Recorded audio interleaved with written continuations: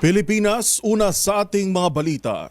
Hindi pangungunahan ng World Health o ng Health Department o DOH ang World Health Organization o WHO kaugnay ng mga ulat na may panibago umanong virus outbreak sa China.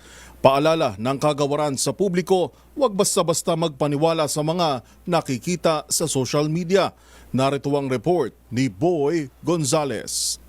Hindi muna maglalabas ng pahayag ang Department of Health kaugnay sa mga naglabas ang ulat ng pagkalat ng panibagong virus sa China. Ayon kay Health Assistant Secretary Albert Domingo, wala pang opisyal na anunsyo mula sa World Health Organization o WHO kaugnay sa bagong sakit.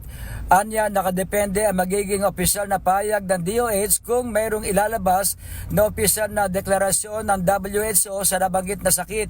Una nang kumalat sa mga social media platforms ang umano'y panibagong virus na laganap ngayon sa ilang probinsya ng China.